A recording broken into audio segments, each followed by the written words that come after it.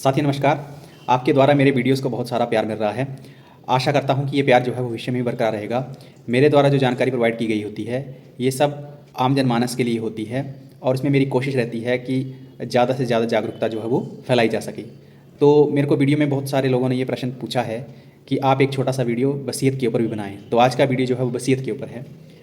दोस्तों, वसीयत एक बहुत ही सीक्रेट डॉक्यूमेंट होता है और वसीयत जो है वो दो तरीके से होती है। एक रजिस्टर्ड वसीयत होती है और दूसरी जो है नॉर्मल वसीयत होती है। ये दोनों ही वसीयतें जो है वो अपना एक रोल रखती हैं, अपनी एक उसकी अहमता होती है, उसका एक अपना अहम होता है। और जो वसीयत है वो रजिस्ट्रार या सब रजिस्ट्रार के कार्यालय में जो है करवाई जाती है। वसीयत करवाने के लिए जो सबसे प्राथमिकता वाला जो मापदंड है वो है कि आपको पर्टिकुलर जिस भी चीज़ की आप वसीयत करवाने जा रहे हैं, चाहे वो आपकी प्रॉपर्टी की है या लैंड की है, तो उसका आपको मालिक होना ज़रूरी है। मालिक होने के लिए आपके पास जो है वो पर्टिकुलर आपके उस संपत्ति का जो है ब्यौरा आपके पास होना चाहिए। दूसरा, वसीयत करवाने के लिए रजिस्ट्रार का कार्यालय जो है वो डिप्टी कमिश्नर का ऑफिस होता है और सब रजिस्ट्रार का जो कार्यालय होता है वो तहसील होता है और तहसील में आप अपनी वसीयत करवा सकते हैं। तहसील में वसीयत करवाने के लिए आपको डॉक्यूमेंट राइटर से जो है वो अपनी वसीयत लिखवानी पड़ती है। साथ मैं आपको बता दूं कि वसीयत करवाने के लिए आपको जो है वो 3 लोगों का होना उसमें बड़ा ज़रूरी होता है।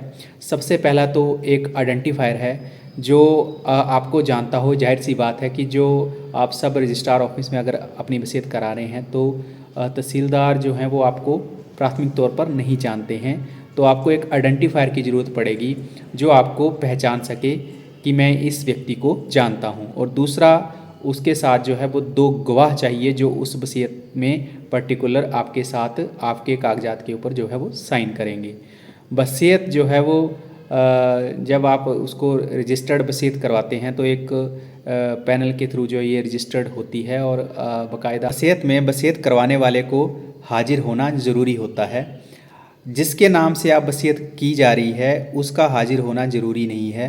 हालांकि आजकल लोग वहाँ मतलब पहुँच जाते हैं, बट ऐसा है कि उसका हाजिर होना ज़रूरी नहीं है और हाजिर होना भी नहीं चाहिए मेरी समझ से। क्योंकि वसीयत जब करवाते हैं तो माना किसी व्यक्ति के 4 बेटे हैं और उनमें से व्यक्ति जो है वो 2 बेटों को ही अपनी संपत्ति का जो है वो हकदार बनाना चाहता है, तो ऐसे में थोड़ा इन फ्यूचर में थोड़ा सा रिस्क बना रहता है कि कल को वो जो बाकी के 2 बेटे हैं वो उसके साथ पता नहीं दुर्व्यवहार करें या व्यवहार अच्छा ना करें। तो मेरे हिसाब से जो है एक सीक्रेट डॉक्यूमेंट है और उसमें सिर्फ वसीयत करवाने वाले को ही जाना चाहिए और जिसके नाम से वसीयत हो रही है उसको नहीं जाना चाहिए। और तीसरा ऐसा है कि जब वसीयत आप करवाते हैं तो एक परमानेंट डॉक्यूमेंट होता है। उस वसीयत को आप जब मर्जी जो है वो रिवोक करवा सकते हैं और रिवोक करवाने के बाद उसको जब मर्जी आप रद्द करवा सकते हैं। और उस रद्द हुई वसीयत के बदले में आप या तो एक फ्रेश वसीयत भी रख सकते हैं और उस वसीयत को आप कैंसिल भी करवा सकते हैं। अगर आपकी रद्द की हुई वसीयत के बदले में दोबारा कोई वसीयत नहीं करते हैं तो जो आपके लीगल हेयर्स होते हैं, यानी कि बेटे या 4 संतानें हैं, तो उनको वो एज लीगल हेयर के तौर के ऊपर बराबर संपत्ति जो है वो बांट दी जाए। साथियों, वसीयत एक ऐसा सीक्रेट डॉक्यूमेंट है जो बिना किसी के दबाव से किया जाना चाहिए। अक्सर देखा जाता है कि बहुत सारे केसेस में जो है वो वसीयत दबाव के कारण भी की जाती है कि अक्सर संतानों या लीगल हेयर्स का ये प्रेशर रहता है कि अगर आप हमारे नाम पे जो है संपत्ति नहीं करेंगे तो हम जो है आपकी बुढ़ापे में जो है वो सेवा नहीं करेंगे। तो वसीयत जो है अपनी विल से या अपनी इच्छा से की जानी चाहिए और बिना किसी दबाव से की जानी चाहिए।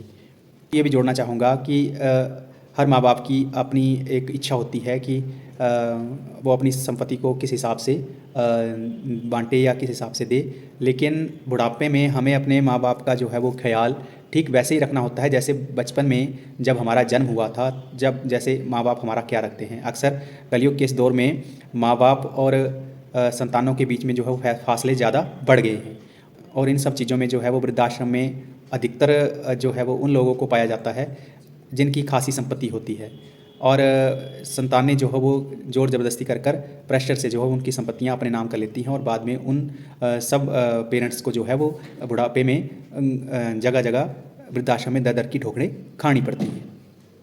इसके साथ मैं एक चीज़ और बता दूं कि वसीयत को आप किसी भी कोर्ट में जो है वो चैलेंज भी कर सकते हैं।